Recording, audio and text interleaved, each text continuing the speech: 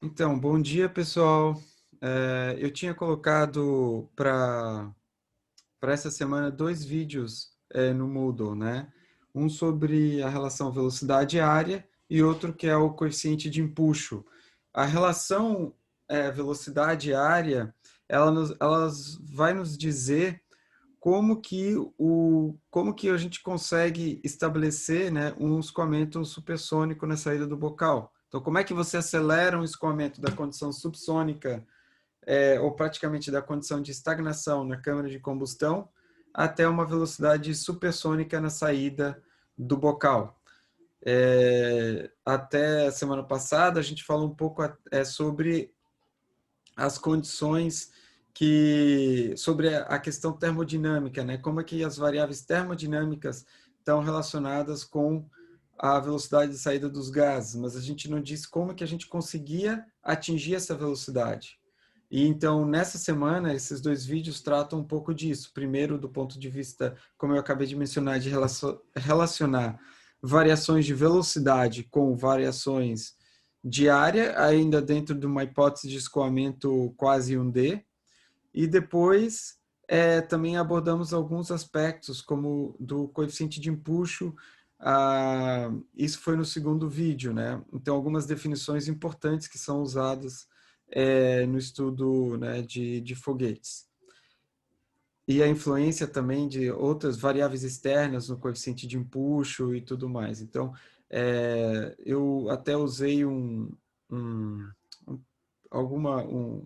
sei como é que eles chamam, um notebook do GeoGebra para plotar as funções CF no vácuo, CF nível do mar, essas coisas, e variar e permitindo uma parametrização para que vocês vejam influência sobre as curvas, né? Então, esse foi o que eu apresentei nesses dois vídeos. Aí eu gostaria de abrir agora para perguntas que vocês tenham sobre esse assunto.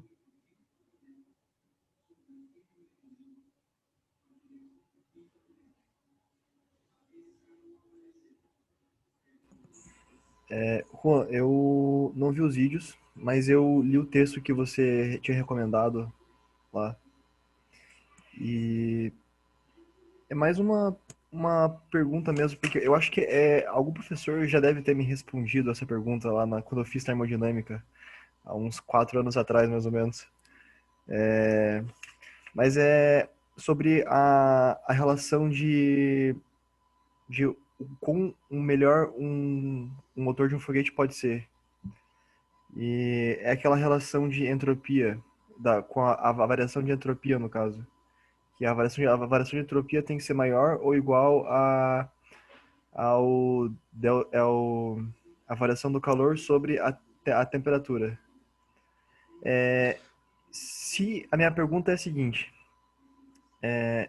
se uma reação ocorre muito rápido, como por exemplo a combustão, ela é considerada adiabática, né? Bom, primeiro, a gente geralmente analisa o problema do foguete em diferentes partes, tá? Uma delas é o que acontece na câmara de combustão, certo? E a outra é o que acontece no escoamento através do bocal. Na câmara de combustão, você vai analisar a combustão dos. Você geralmente considera, na verdade, ou seja, como que a reação acontece, né? Ou seja, definitivamente não é adiabático, porque, quer dizer, desculpa, não é isentrópico, porque as reações químicas, né, estão acontecendo. O escoamento dentro do bocal convergente e divergente, geralmente a gente assume ele como sendo adiabático e reversível.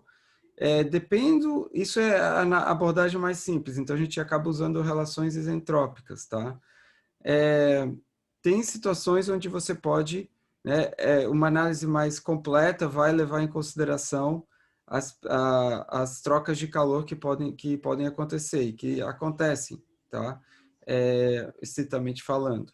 Então, você pode incorporar um nível de complexidade na análise desse processo de expansão dos gases através do bocal. Perdas de calor, por exemplo, que acontecem. Então, uma análise mais completa levaria isso em conta. Inclusive, pode levar em consideração, dependendo do caso, a questão de uma cinética de reação finita, por exemplo, inclusive muitas vezes. Então, no final das contas, geralmente o desempenho do foguete está situado entre dois extremos. Entre o extremo em que você tem o escoamento dito congelado, em que a composição química ela é determinada na câmara de combustão, e basicamente o que acontece, ou até você chegar, e a parte de expansão do bocal, na verdade, para fora a partir da garganta e na, na, até a saída dos gases do foguete, esse processo muitas vezes é considerado como sendo o que a gente chama de, como eu mencionei, escoamento congelado, no sentido de que a composição química não é alterada, ou seja, você assume que a cinética química acontece muito lentamente comparado com as escalas de tempo do escoamento. E o outro extremo é de equilíbrio químico, então você assume que a expansão acontece seguindo uma sucessão de estados de equilíbrio termodinâmico, de equilíbrios, né, sucessão de estados em equilíbrio termodinâmico. A realidade vai acontecer em algum lugar no meio desses dois extremos, tá? Mas a hipótese muitas vezes assumida é justamente que esse processo de expansão dos gases é isentrópico, tá? Ou seja, adiabático e reversível, tá? Agora, a sua pergunta especificamente, que você perguntou sobre, desculpa, é só para você me lembrar a última parte da pergunta que você fez. Era se a gente considera um processo de combustão Ah, como adiabático, se é muito rápido, como ele é muito rápido, né? Mas só que a gente tem muitos processos acontecendo todo momento, né? isso vai ser uma escolha, né, de modelagem que você vai assumir. O que você tem acontecendo na câmara de combustão, né? Você tem a mistura, né, de comburente, combustível, né? Assumindo, por exemplo, que seja combustão usando propelente líquido e oxidante, tanto o oxidante quanto o combustível na forma líquida. Então, se você analisar o que acontece ali dentro da câmara de combustão, a análise mais essencialmente você gostaria que esse processo, né, do ponto que você tem, né, ou seja, tem que tomar cuidado porque você tem um sistema ali, se você analisar a câmara de combustão, você tem um sistema com entrada, né, de combustível, saída dos gases quentes. Então, você tem uma dificuldade ali e também você vai ter a reação química com liberação de calor. E esse calor, então, se você não tem essencialmente, você gostaria, claro, que ele fosse adiabático. Ele não vai ser exatamente adiabático, o processo, mas você pode modelá-lo assim, se você desejar, sabendo que você vai incorrer em é, algumas erros, né, por causa disso. Mas, essencialmente, tanto é que para esse processo, você calcula, né, uma temperatura de chama adiabática. E eu acredito que a temperatura na câmara de combustão vai ser próxima desse valor.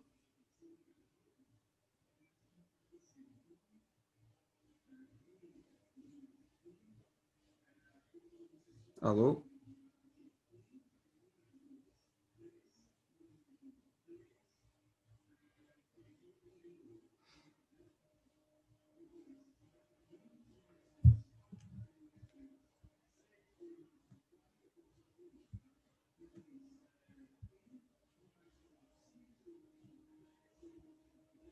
Vocês estão ainda aí? Vocês estão conseguindo me ouvir?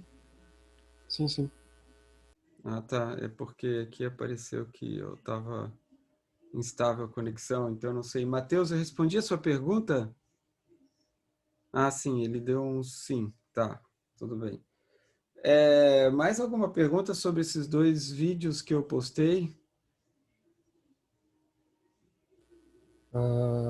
Primeiramente, peço desculpas pelo meu atraso. Eu só consegui entrar no Moodle agora há pouco.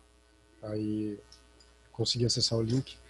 Eu não sei se chegaram a comentar a respeito, mas eu queria entender melhor onde se aplica o coeficiente de empuxo, para que ele serve. A interpretação dos gráficos também para mim ficou um pouco estranha. Por exemplo, eu diminuí o CF, o que isso significa, né? Eu tô aumentando o gama e isso diminui o meu CF, né? Máximo. Mas o Certo. que isso significa? Quais são as implicações do CF em uma situação de projeto e tudo? Olha, você pode... eu gosto muito de uma equação, eu vou ver se eu acho ela aqui, que eu não lembro exatamente. Na verdade, que ela relaciona... É uma forma de você combinar as equações. Eu vou compartilhar uma tela aqui, tá? Só um momentinho. Deixa eu compartilhar a tela aqui. Deixa eu ver se isso aqui funciona. Tá, então vocês estão aí vendo a tela, né? Então a gente tem uma equação, né? A gente pode combinar as equações. Deixa eu ver aqui só para sim e m ponto. Tá. Então a gente tem o seguinte, a gente tem que o empuxo, né? Que eu vou chamar aqui, eu acho que eu chamei de T nos vídeos, tá? Mas assim, eu acho que fica claro que você pode usar a nomenclatura como você preferir, né? Eu escrevi, eu acho que você pode escrever que T é igual a CF PC vezes área T, área da garganta, né? E também uma outra possibilidade é você... a gente usou a definição de velocidade característica, né? Então, PCAT é igual a M ponto C estrela, né? Então, você pode escrever CF, C estrela, M ponto, né? Isso aqui também é válido. Lembrando que C estrela, ou a velocidade característica, é igual a... Bom, PCAT sobre M ponto. Opa. E também vocês podem escrever isso aqui como sendo raiz de R TC, onde R é a constante do gás, específico sobre a função gama. Essa função gama, ela tem uma... Cadê ela? Tá aqui. É raiz de gama que é o CP sobre CV, né? Sobre 2 sobre gama mais 1, elevado na gama mais 1 sobre 2 a gama menos 1, tá? Então, essas equações aqui, então, veja, uma forma de... Eu não sei se eu cheguei a falar isso no vídeo, mas eu deveria ter falado se eu não falei. A gente tem dois... Você vê aqui eu gosto dessa equação porque ela permite você escrever em puxo, né? E aqui a gente pode também substituir ISP, né? Por exemplo, né? Ou seja, dependendo da definição que você adotar para o ISP, você pode também escrever o lado esquerdo em termos de ISP, né? Eu não vou fazer isso já, mas eu só estou vendo aqui as minhas notas, tá? Mas assim, ó, o que eu gosto dessa equação aqui, né? Ela permite você... Deixa eu ver uma coisa aqui. Ela permite você escrever o empuxo como produto de dois coeficientes. Isso aqui é uma velocidade, na verdade, né? C estrela é uma velocidade. E M ponto... Porque a gente tem a equação, né? Lembra? A gente tem a equação de empuxo, que é M ponto, né? Na condição de vácuo, tá? M ponto VE, certo? Então, veja, existe uma semelhança entre essas duas equações aqui, né? Então, o que representa o CF, né? O CF está associado... Então, são duas equações.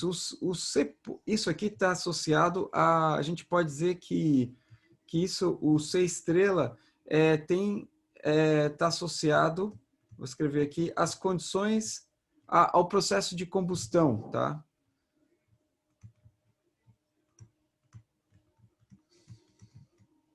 Então, a câmara de combustão, o que acontece na câmara de combustão. Tá? Então, se você olhar para a definição de C estrela, o que você vê? A pressão na câmara de combustão, certo? Sobre o M ponto. Então, tudo isso aqui, na verdade, está justamente... E o M ponto vai ser determinado também pela condição... E se você olhar especificamente, raiz de RTC, né? Temperatura na câmara de combustão, e esse valor de gama. Então, ele justamente é a velocidade característica, ela está ligada intrinsecamente a essa temperatura na câmara de combustão. O CF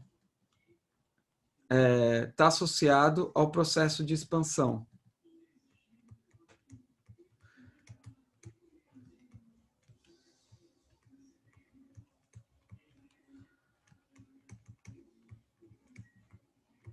Tá? Então,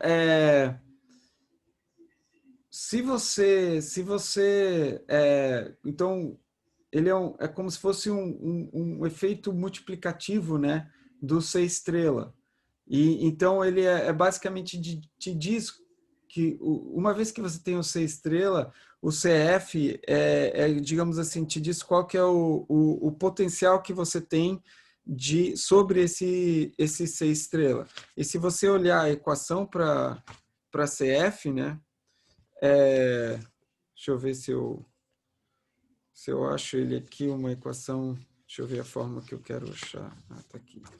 Então, a gente pode, então, né, para diferentes condições, calcular o CF para diferentes condições, tá? O CF do vácuo, né? O CF geral, e onde a gente tem que o CF, a gente pode escrever como sendo o CF do vácuo, ou seja, quando a pressão externa, né, é igual a zero, menos uma componente aqui que é PA sobre PC vezes AE sobre AT.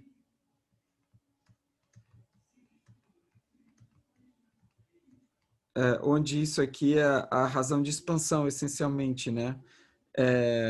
Isso aqui vai ser... E você consegue escrever esse CF como uma função do número de Mach na saída, né? O ME, tá? Então, essa é a interpretação que eu geralmente dou para o CF. Lembrando que T também, ou seja, o empuxo, né? A gente tem que ISP, né? Vai ser... Eu cheguei a falar do ISP? Eu acho que não, né? eu acho que pelas minhas notas aqui... Ah, não, falei sim, né? O ISP, existem duas definições, né, que são muitas vezes usadas. Uma delas é empuxo sobre M ponto, empuxo sobre M ponto, e a outra é empuxo sobre M ponto vezes G, tá? Então, esse seria isso aqui no caso da expansão, quando PE, por exemplo, não, perdão, empuxo sobre M ponto, ou muitas vezes é usado ISP, é igual a empuxo sobre M ponto G zero, onde G zero é a aceleração da gravidade ao nível do mar, né? G para Z igual a zero, tá? Vamos dizer assim, ao nível do mar. Então, veja, se você usar essa definição de ISP, você tem, então, que ISP vai ser igual a CF C estrela, ou seja, igual ao coeficiente de empuxo vezes a própria velocidade característica. Então, o seu coeficiente de empuxo ele está justamente relacionado, e o coeficiente de empuxo está relacionado com a eficiência, uma certa medida de eficiência, né? A quantidade de empuxo que você tem por vazão de gás, né? Através do bocal. Então, quanto maior esse ISP, mais eficiente é o seu motor foguete. Isso não quer dizer que ele tem um empuxo alto, né? Na verdade, pode ser um empuxo... Na verdade, você tem os maiores ISPs, em geral, são com propulsores elétricos, que têm um empuxo minúsculo, só que a vazão máxima é muito pequena. Então, por quantidade né, massa ou taxa de vazão máxima, você tem uma relação boa, ou seja, apesar do empuxo ser pequeno, em geral, para esses tipos de propulsores, você tem um ISP elevado. Os motores de foguetes químicos, eles já têm um empuxo muito maior, né? Só que o ISP é bem mais baixo, ou seja, para atingir esse empuxo, você exige uma grande vazão máxima, tá?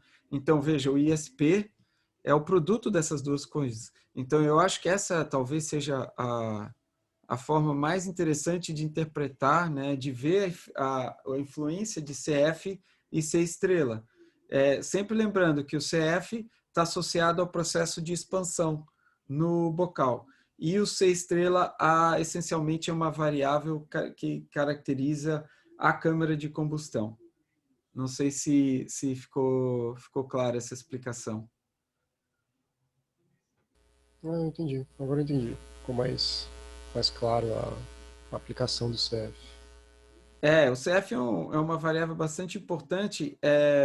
Eu vou tentar ver aqui se eu consigo abrir aquele... a outra parte da pergunta, sua pergunta era com relação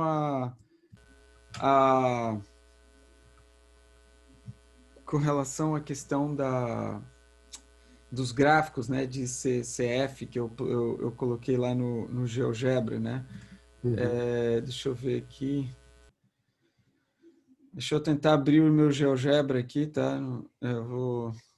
Só me dê um momentinho aqui.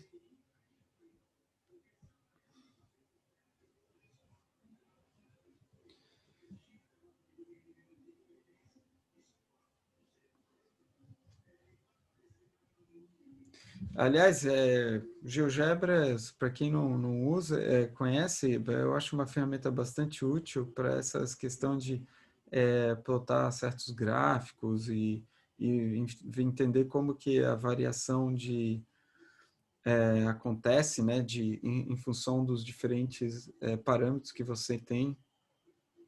Deixa eu ver aqui. Vou tentar achar aqui meu... Ah, tem que...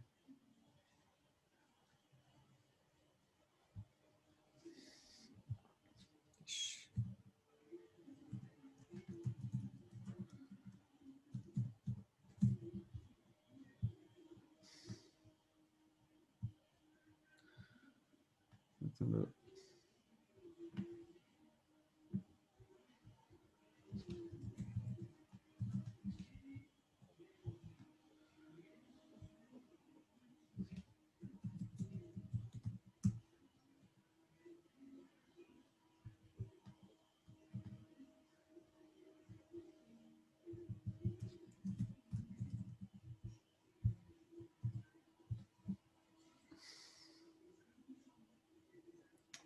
Ok, achei aqui, estou abrindo, já vou compartilhar com vocês essa outra tela.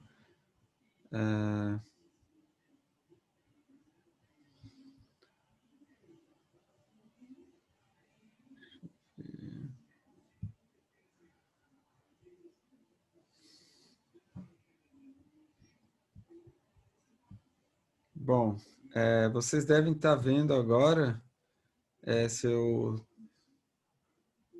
estou certo, vocês estão vendo a tela do GeoGebra, certo ou não? Sim, sim. Tá. Então, aqui eu fiz o seguinte, né? Deixa eu... Cadê as equações? Tá aqui. Então, aqui eu basicamente plotei as equações de todos os... de várias quantidades, né? Várias curvas aqui, tá? Mas aqui, no final, o que você tem é o CF máximo, que é um valor fixo para qualquer número de máquina saída. Basicamente, você assume que o CF máximo vai ser dado quando você tem a condição de... Você está fazendo a expansão até a condição de vácuo, né? Ou seja, você está obtendo a máxima... Basicamente, você está obtendo uma velocidade basicamente infinita, né? E você está fazendo o ME tender a infinito, né? E você também tem a pressão ambiente igual a zero. Então, você tem, isso aqui é uma função que só depende de gama, tá? Então, esse CF máximo só depende de gama. Então, se eu mexer no gama aqui, eu tenho esse botão para mexer no gama, e o CF máximo vai subir e descer, dependendo desse valor. Então, veja, ele tende o CF máximo tende a diminuir com gama. Ele gama menor é maior para o CF máximo, tá? Então, o CF máximo é quando você faz a expansão para a condição ótima, né? Ou seja, para a pressão externa igual a zero, tá? E você tem uma pressão ambiente também igual a zero, tá? Essa é a condição que você tem para CF máximo. O CF do vácuo é quando você tem uma pressão, a pressão ambiente é igual a zero, tá? Então, isso não quer dizer que a sua pressão na saída do bocal seja igual a zero, não vai ser, em geral. Então, você vai ter você assume que a pressão ambiente é igual a zero, simplesmente, tá? E aí, você tem, então, o CF na condição de vácuo, tá? Que é essa linha azul aí, né? É um tom de azul, vamos dizer assim. Então, veja que eu tenho aqui um botão de controle que é PA sobre PC.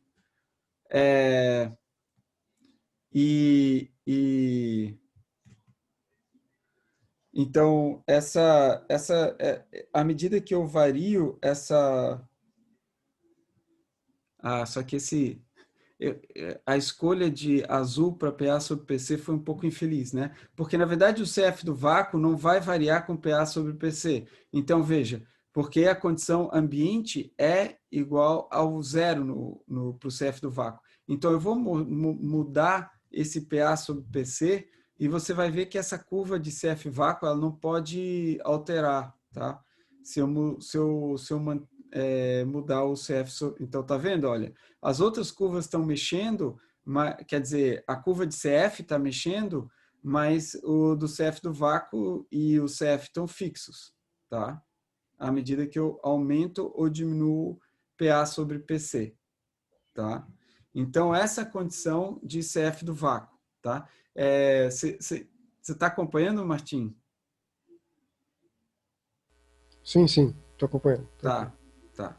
Não, é só porque eu estou falando certas coisas, aí eu quero só ter o seu feedback para saber se está tudo certo até agora, Tranquilo, tá? tranquilo, tá tudo certo.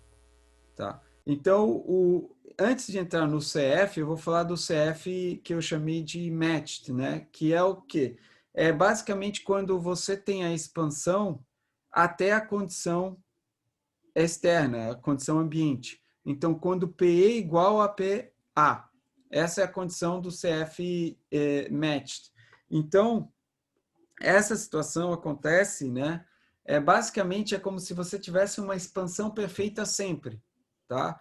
Então, se você imaginasse que, por exemplo, se você tivesse um bocal de foguete que ajustasse a área da saída de acordo com a pressão ambiente, à medida que o foguete, por exemplo, sobe na atmosfera, e já foi feito, ou seja, tem alguns foguetes que têm um nozzle, né? Um bocal que é expansível, então ele vai aumentando, né? Ou ele tem pelo menos, vamos dizer assim, duas posições de operação, uma que é com a extensão retraída e a outra com a extensão acionada. E então ele expande o bocal à medida que você vai subindo na atmosfera e a pressão ambiente diminui. Então, se você tivesse uma condição perfeita, sempre fazendo a expansão perfeita, você teria o CF, essa curva de CF matched, tá? Então, essa curva também não depende de PA sobre PC, porque o PE vai ser sempre igual a PA. Então, o termo, né, que surge lá na equação, esse termo é igual a zero. Então, ele não contribui, porque você está fazendo a expansão ótima. Então, essa é a curva de expansão ótima, tá? E a curva de CF é a curva mais geral, onde você admite que PA sobre PC pode ser diferente, ou seja, PA e PE podem ser diferentes de zero, tá? Desculpa. PA menos PC pode ser diferente de zero, ou seja, PA menos PE, perdão. PA menos PE. Então, ou seja, você tem uma possibilidade de diferença entre a pressão ambiente e a pressão na saída do bocal, tá? E essa é a situação mais geral. Essa é a situação que a gente encontra mais comumente, né? Então, aí você tem essa curva cinza para CF. E você pode escrever uma forma de você escrever justamente é o que eu escrevi aqui lá naquela página em branco. Você pode escrever que o CF, essa curva aí que está em cinza, vai ser igual a CF do vácuo, ou seja, essa curva azul, menos PA sobre PC vezes AE sobre AT. Ou seja, então, quando eu aumentar PA sobre PC, essa curva aqui, esse botão aqui, essa curva de CF vai diminuir. Então, estou aumentando PA sobre PC e a curva de CF vai diminuindo, tá? Então, esse é o efeito de PA sobre PC. Quanto maior o PA sobre PC, você acaba diminuindo o coeficiente de empuxo CF, tá? Quando o PA sobre PC tende a zero, está tendendo a zero, o que vai acontecer? É como se você estivesse no CF do vácuo, né? Porque o PA é igual a zero. Isso é que define o CF do vácuo. Então, quando ele vai para zero, eu junto com o CF e CF do vácuo coincidem, tá? Então, essa é a condição que você tem para a curva de CF, tá? Deixa eu ver se tem alguma coisa que eu gostaria de falar sobre o CF especificamente. Tem mais uma coisa que é essa linha tracejada e a região amarela que eu vou falar, mas antes disso, deixa eu ver se tem alguma coisinha que eu... gostaria de falar. E veja, tudo isso aqui, ó, no eixo das abscissas, o que eu estou mudando no eixo das abscissas? Né? O que está aqui no eixo das abscissas é justamente o ME, é a velocidade ou seja, o número de máquinas saída do bocal, tá? Então, basicamente, como é que você altera o número de máquinas saída do bocal? Aumentando ou diminuindo a área de saída do bocal. Então, essa é a sua variável de controle. Claro, aqui a gente está assumindo escoamento isentrópico ao longo de todo o bocal e também você está também assumindo um escoamento quase 1D, tá? Então, essa são as curvas, né, de CF, C matched, CF do vácuo e CF máximo, tá? Agora, tem uma outra questão que é essa região em amarelo que está tracejada. O que acontece aqui? Bom, você tem uma condição, né? Quando você não tem o que acontece quando, em geral, né, o PE e o PA não vão ser os mesmos. Não vão ser os mesmos. E aí você tem uma condição onde, por exemplo, quando o PE, né, ou seja, o PE é muito menor, ou seja, menor do que... Isso é uma condição empírica, tá? Que é chamada de critério de Sommerfeld. E o que ele diz? Ele diz que quando o PE é menor do que 0,4, ou seja, 40% do valor de PA, você pode ter separação no seu bocal. Ou seja, isso significa que o escoamento, você não vai fazer a expansão ótima, tá? Porque você não vai fazer a expansão até o valor que você tem na saída do bocal. Você pode ter uma separação dentro do bocal e aí a expansão é interrompida naquela área ali, basicamente. Então, esse é a condição que você tem na separação. E essa linha está mostrando justamente onde acontece essa separação, tá? Então, o que ele está dizendo aqui? Ele está dizendo o seguinte, que se você tem um ME, por exemplo, de 4 nessa condição, você vai ter separação, na verdade, você vai ter separação em ME em torno de 3,5 aqui para esse bocal, tá? Então, a partir daqui, você tem separação. Então, a tua curva o teu CF não segue essa tendência aqui porque você tem justamente separação, tá? Então, aí para fazer análise, você considera que naquele ponto onde aconteceu a separação, em diante, você não tem mais você não continua o processo de expansão, tá? Então, Isso essa afeta a própria produção de empuxo? Ele para de produzir empuxo ou ele diminui a produção de empuxo?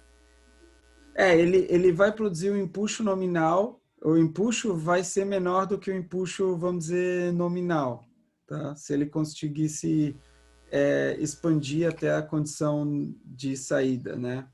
Uhum. Até a área de saída. Então, você vai ter uma degradação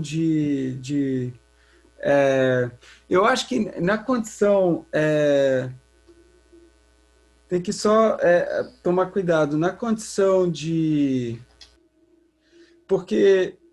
deixa eu pensar aqui, só para não falar bobagem.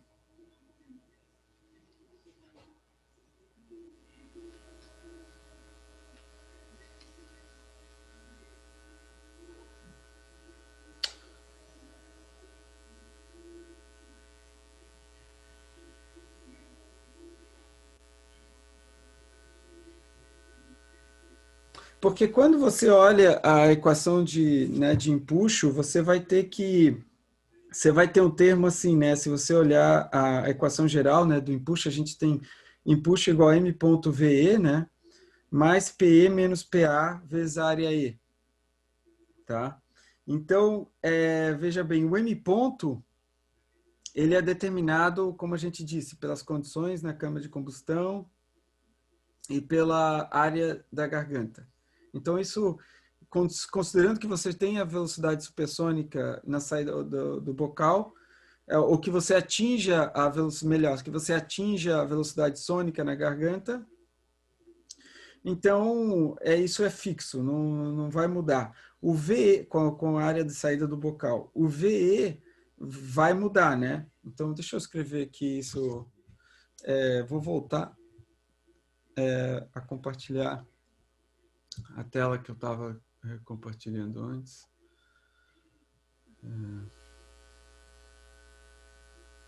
Deixa eu achar aqui.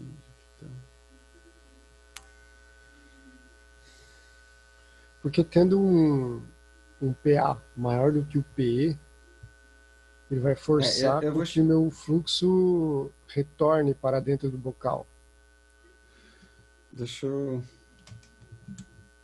E aí, como a pressão vai gradativamente aumentando para dentro do bocal... Mas antes disso, vamos olhar a equação. Vamos olhar a equação. Você tem... super expandido. M.VE mais PE menos PA vezes área I. Tá? Então, o que vai acontecer, né? Isso aqui, vamos dizer que é fixo. Tá? A gente não está mudando isso aqui. O VE geralmente aumenta com a área externa, né? Então, quando você tem separação, o que vai acontecer, né? Você vai considerar... então, vamos supor que eu tenha separação alguma posição aqui, tá? Vamos dizer que aqui você tem separação. Até o bocal normalmente viria até aqui, mas você tem uma condição de separação aqui. Ou seja, aqui você tem que... o que acontece? Aqui, se você considera que a expansão acontece até aqui, você vai ter que o PE vai ser menor do que 0,4 vezes o PA, tá? Então, na verdade, a separação vai acontecer quando na posição onde esse critério é satisfeito. E a partir daqui, então, você considera aproximadamente, tá, que a expansão, os gases vão vir, vamos dizer, até aqui, e vão depois continuar como se você já tivesse feito todo o processo de expansão, tá? Você vai ter a separação nessa posição. Então, você não vai ter uma contribuição da expansão para além dessa posição aqui, tá? Então, você vai usar o PE que você tem aqui, tá? Aqui você vai ter um certo PE e você vai ter um PA aqui fora, tá?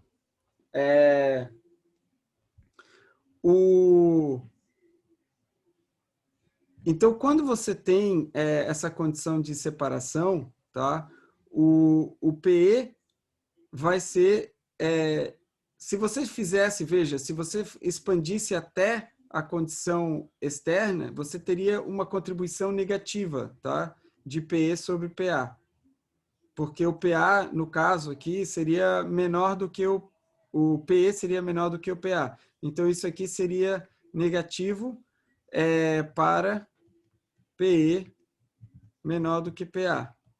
Então, a separação, quando ela acontece, quando o seu PA é muito grande, vamos dizer assim, a separação, ela favorece, ou seja, esse termo fica menor, tá?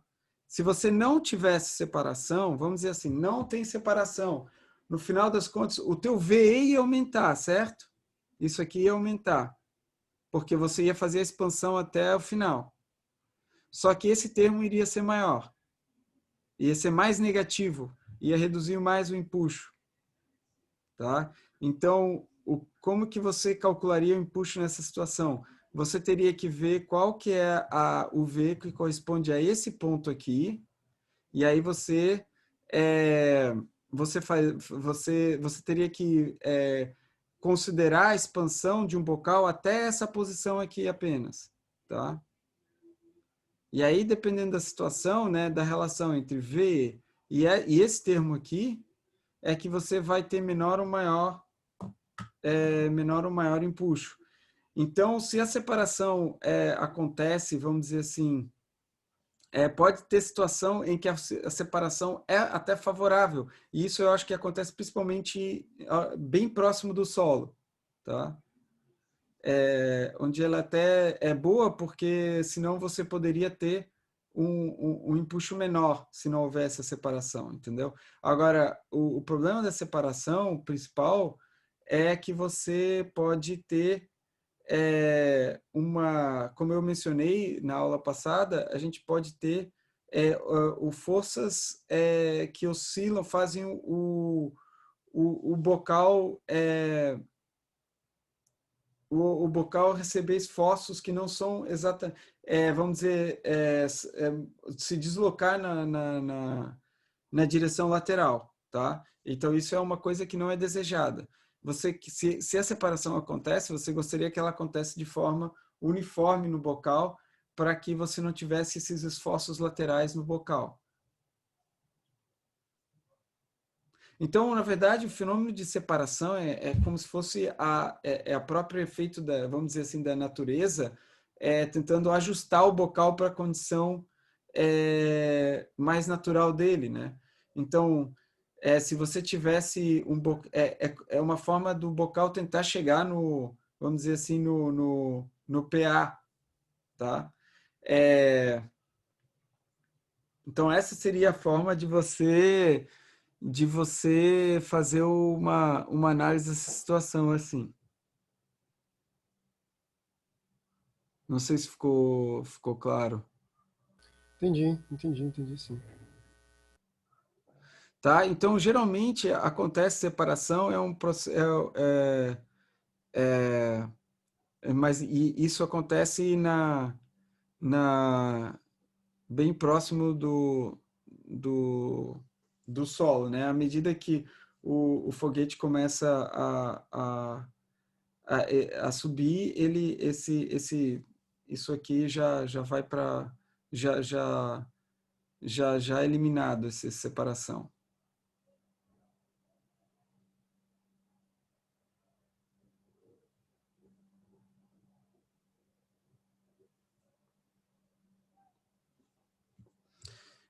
Vocês entenderam? Quando Pode ocorre a falar. separação, a minha equação de CF já não é válida, ou ainda é válida. Não, essa equação, aí você tem que... Não é válida. Aí você tem que corrigir ela, vamos dizer assim. Você tem que justamente... Lembra o que é o CF, né? CF eu escrevi aqui em cima, né? CF, você pode escrever como sendo empuxo sobre PCAT, né? PC vai ser igual, AT vai ser igual, não muda, né? E aí você vai ter que calcular o empuxo. Calcular o empuxo é justamente isso que a gente estava fazendo aqui. Você vai ter que ver qual que é o teu VE na saída aqui, quer dizer, na saída não, né? Onde acontece a separação, e você vai ter que também a área E não vai ser mais essa daqui, né? Não vai ser mais a área final, vai ser a área onde acontece a separação, tá? E aí você vai ter que corrigir essa equação numericamente, né? Vai ter que calcular o empuxo em geral você tem ou seja, isso tudo depende do valor de PA também, enfim, mas você teria que corrigir as equações, né? A parte numérica delas. Entendi. Obrigado, professor.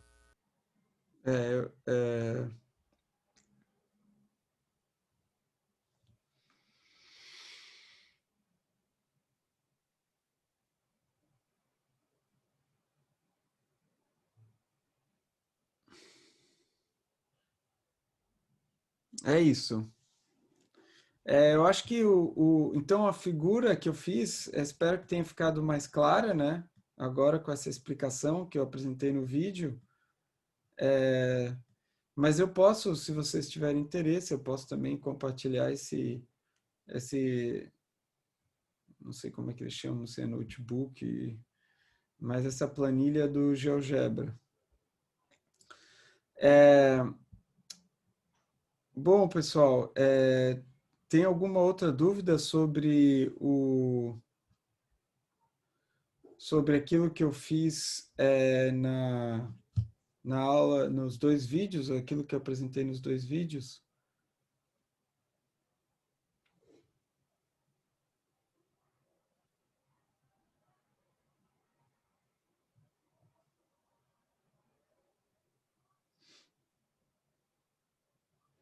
Eu ia sugerir vocês um exercício para fazer.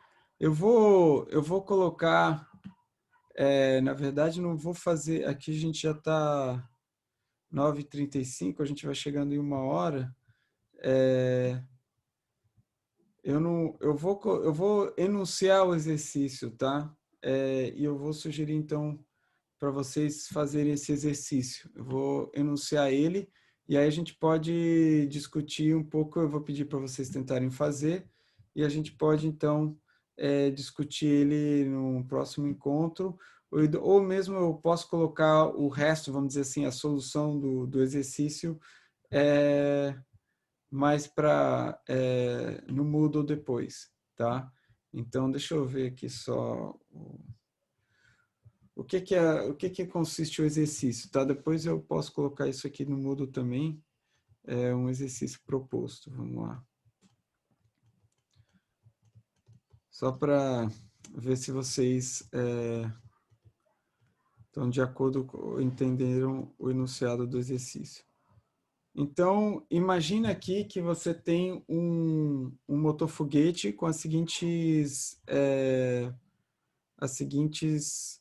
dimensões geométricas. Eita.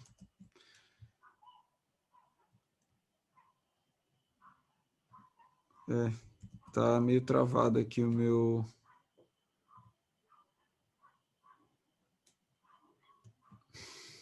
Tem que tomar um pouquinho.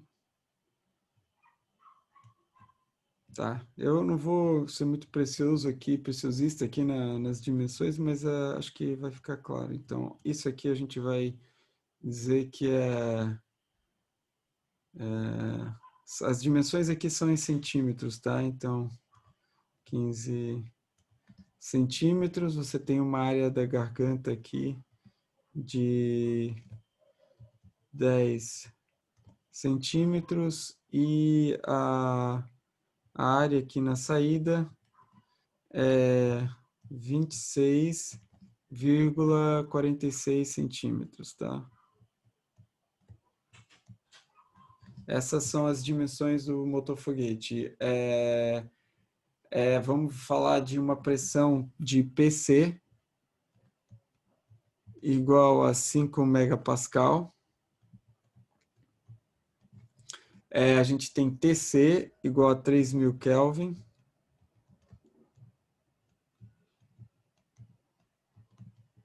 E a gente tem uma massa molar igual a 15 quilogramas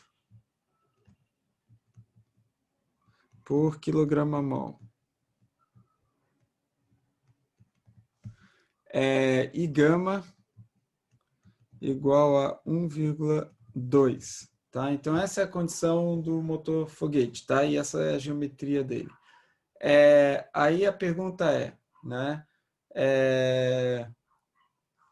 A pergunta primeira considerando que você tem operação a nível do mar,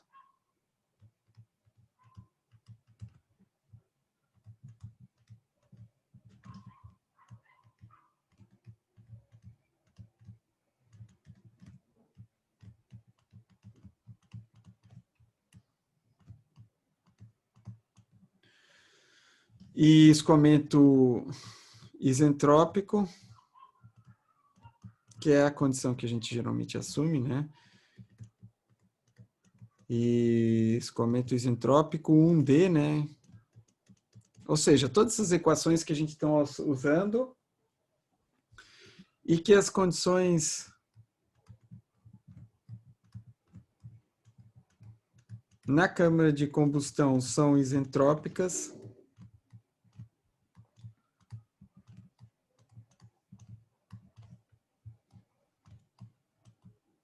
Não, são isentrópicas, não, são de estagnação, perdão. Ou seja, velocidade igual a zero, né? Na câmara de combustão.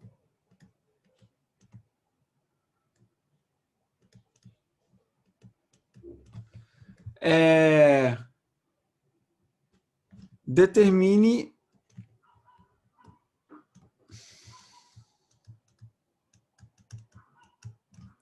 o impulso específico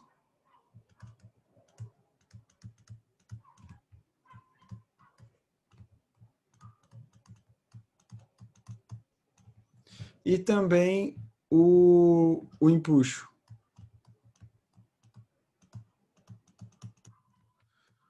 Do motor foguete.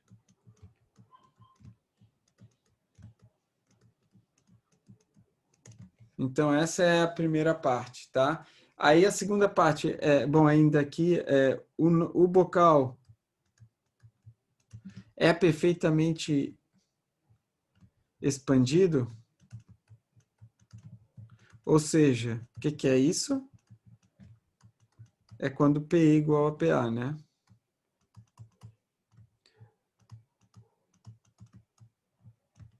É uma pergunta. Bom, aí a parte B é o seguinte. A gente, como na análise ideal,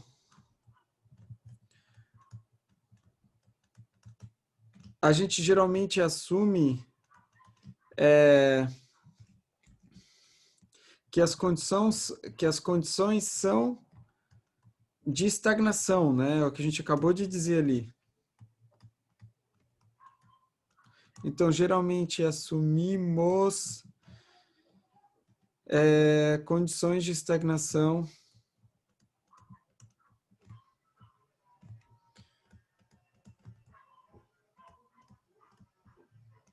na câmara de combustão.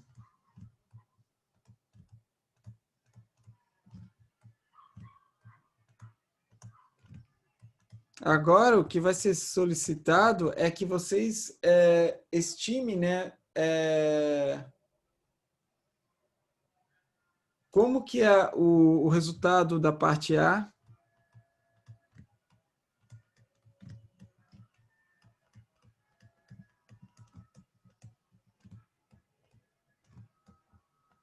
é afetado ao assumir, né, que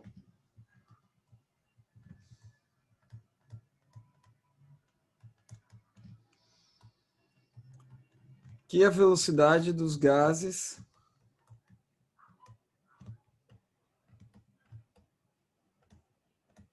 na entrada do bocal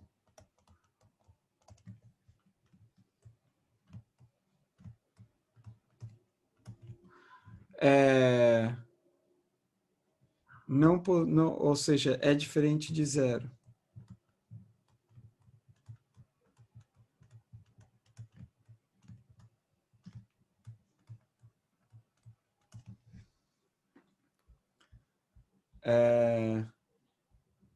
Então, essa é a pergunta, tá?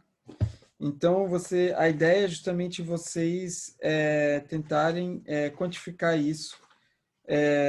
Ou seja, vai ser uma função da velocidade, né, de saída, a velocidade de entrada, digamos assim, no bocal, que vai ser diferente de zero. A gente geralmente assume que essa velocidade é igual a zero, tá? Então, aí vocês podem brincar um pouquinho com o efeito que teria, assim, sobre o empuxo, por exemplo, ou o ISP, considerando que essa velocidade é diferente de zero. Tá? Então, esse é o exercício proposto. Ficou claro? Sim, sim. Tá? Então, eu acho que a parte A é bem tranquila, tá? não deve ser muito difícil, vocês têm todas as equações, vocês têm todas as informações, é basicamente substituição de valores. A parte B, existe um pouquinho de pensamento ali, no sentido de vocês entenderem como que as equações são modificadas considerando uma velocidade não nula na entrada do bocal. Então, vocês têm que dar alguns passos para trás e tentar entender como que basicamente, como que a velocidade na saída do bocal é afetada por essa condição não nula na entrada da câmara de combustão, tá? Então, se eu dou uma dica, seria você olhar aquela nossa aula sobre velocidade de saída dos gases e ver o equacionamento, como é que você chega naquela equação de VE. E aí analisar, olha, o que eu estou assumindo nessa equação de VE e como que uma velocidade não nula na entrada do bocal afeta essa equação. Tá? Então, essa é a minha dica para vocês conseguirem conseguirem fazer esse exercício, tá? E então tenta fazer esse exercício que eu acho que ele aborda boa parte daquilo que foi mostrado nessas duas aulas e aí eu coloco a minha solução desse exercício aí no Moodle um pouco mais para o final da semana. E se vocês tiverem dúvidas sobre isso que foi feito, por favor, também entre em contato comigo e a gente discute isso no nosso próximo encontro síncrono. Pessoal, mais alguma pergunta sobre essas duas videoaulas sobre o material até aqui?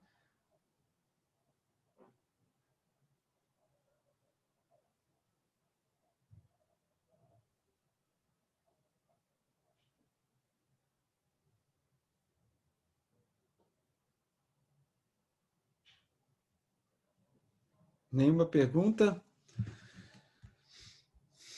Dou-lhe uma, dou-lhe duas. Então tá, pessoal.